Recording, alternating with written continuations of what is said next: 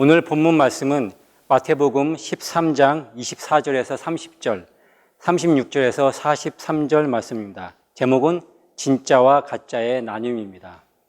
예수님께서 천국 복음의 비유를 선포하신 13장의 첫째 단락인 1절에서 9절 말씀은 선악과 내 중심, 허무한 세계는 이 세상 기운에 휩쓸려 살기에 결코 결실치 못한다. 좋은 땅과 그 열매의 결실은 매우 좁은 길이다. 둘째 단락인 13장 10절에서 17절은 야다가 없고 삶에 자기 부인 없는 결코 돌이키려 하지 않는 나, 희생 없는 그러한 나, 미신적인 하나님을 신봉하여 내 뜻이 안 될까 두려움에 갇힌 삶입니다.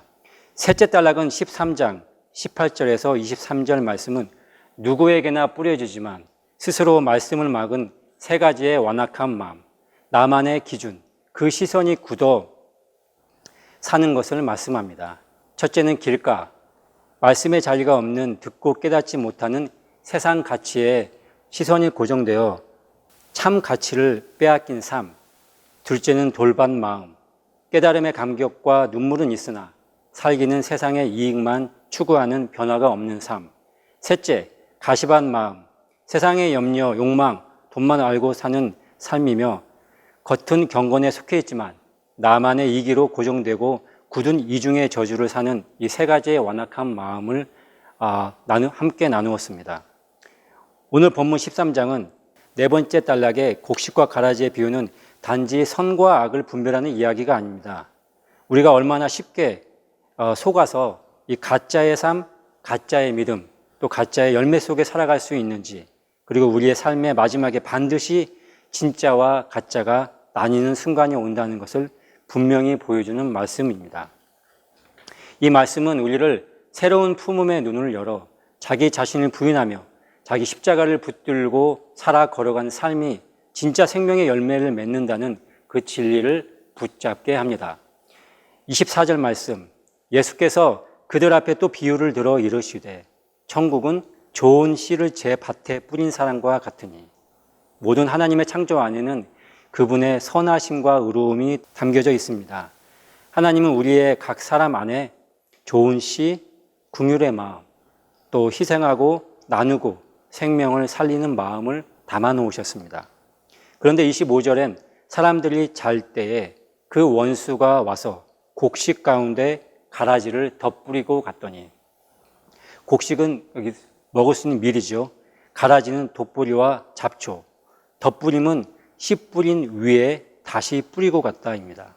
여기서 잘 때란 단순히 눈을 감고 자는 시간이 아닙니다. 무의식 중에 어떤 잠재의식, 깨어있지 못한 상태를 말합니다.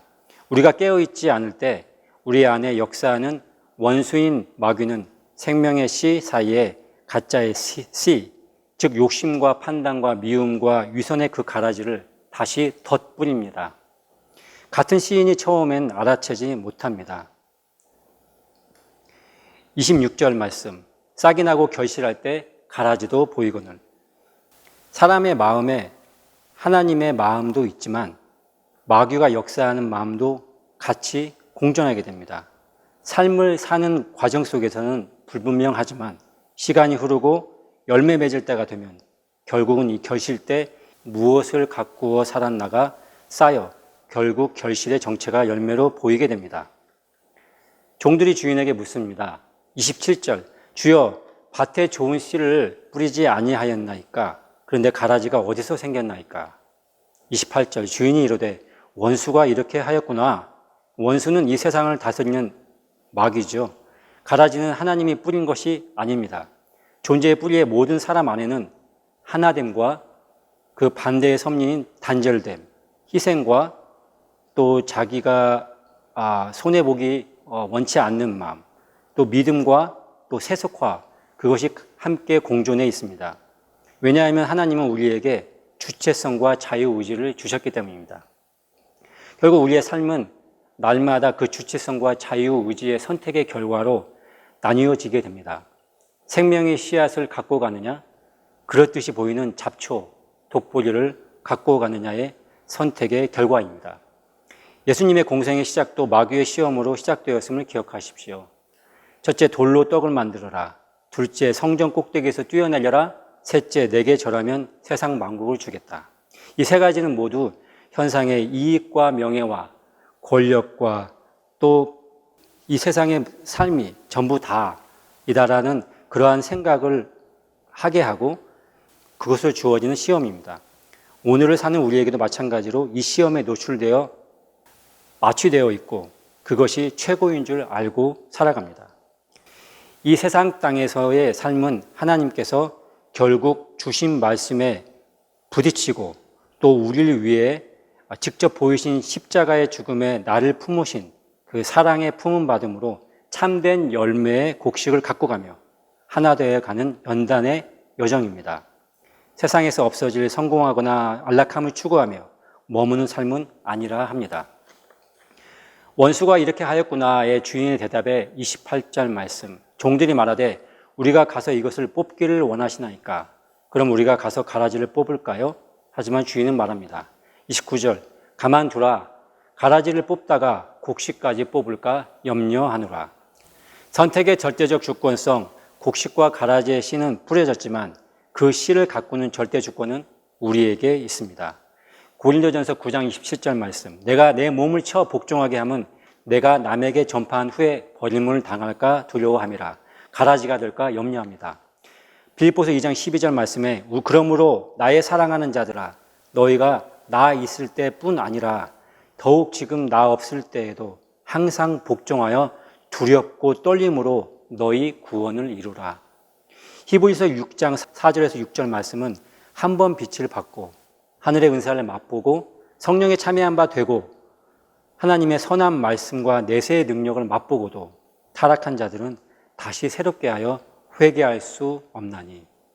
디모데후서 4장 10절 말씀에는 대만은 이 세상을 사랑하여 나를 버리고 데살로니가로 갔고 이렇게 돌이킴으로 두렵고 떨림으로 너희 구원을 이루어가라 하십니다. 한번 구원은 영원한 구원이라는 그런 가라지의 씨에 더 이상 속지 마라 하십니다. 30절 말씀. 둘 다 추수 때까지 함께 자라게 두라. 추수 때에는 내가 추수꾼들에게 말하기를 가라지는 먼저 거두어 불살하게 단으로 묶고 곡식은 모아 내 곡관에 넣으라 하리라. 그래서 주님은 추수 때까지 기다리라고 하십니다. 곧 심판은 하나님께 속해 있습니다.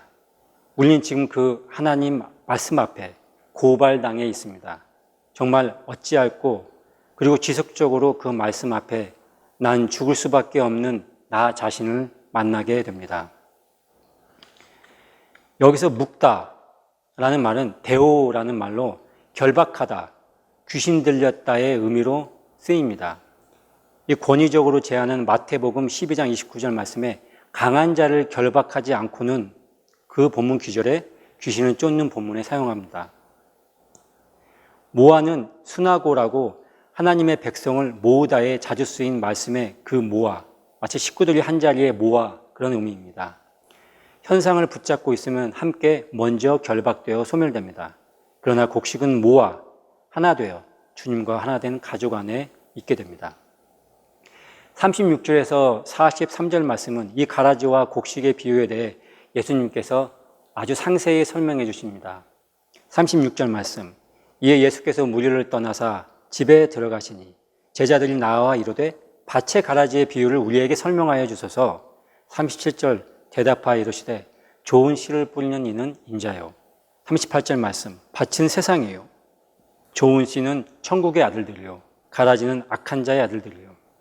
39절 말씀. 가라지를 뿌리는 원수는 마귀요. 추수 때는 세상 끝이요. 추수꾼은 천사들이니. 40절 말씀. 그런즉 가라지를 거두어 불에 사르는 것 같이 세상 끝에서 그러하리라. 추수 때 세상 끝에는 불에 타는 것과 그렇지 않고 곡식으로 거두어지는 것이 나뉘게 됩니다. 41절 말씀. 인자가 그 천사들을 보내리니 그들이 그 나라에서 모든 넘어지게 하는 것과 불법을 행하는 자들을 거두어내요. 여기서 불법은 노미아.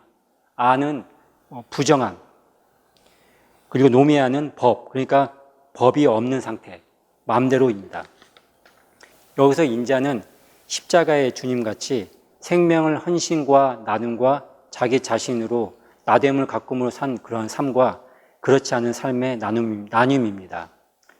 모든 넘어지게 하는 것은 영어로는 트랩입니다. 창세기 4장 7절 말씀에 내가 선을 행하면 어찌 낫을 들지 못하겠느냐. 선을 행하지 아니하면 죄가 문에 엎드려져 있느니라. 죄가 너를 원하나 너는 죄를 다스릴지니라. 여기에 넘어지겠느냐 하는 것은 자기 이익만 위한 삶을 살아온 것, 그것이 스스로 트랩이 되어서 결국은 자신을 가둔다고 말씀하십니다. 42절 말씀, 풀무불에 던져 넣으리니 거기서 울며 이를 갈게 되리라. 세상 끝 추수 때에는 가라지는 먼저 거두어 불사르게 단으로 묶이고 곡식은 주인의 곡간에 모아지게 됩니다. 가라지는 먼저 결박되어 불사르게 되어 있습니다. 현상을 붙잡고 살던 삶은 먼저 처리되고 소멸됩니다. 43절 말씀, 그때의 의인들은 자기 아버지 그 나라에서 해와 같이 빛나리라. 귀 있는 자는 들으라. 자기 아버지의 나라, 자기 아버지인 줄 서로 알고 함께 살았던 그러한 삶, 그 가족됨을 만나는 시간입니다. 자기 아버지, 즉 하나님과 친밀하게 하나 되어가는 자들은 천국에서 해와 같이 빛나는 영체로 또 그의 삶과 향기가 생명의 빛을 드러내는 존재가 됩니다. 그러므로 천국의 영광에 들어가야 됩니다.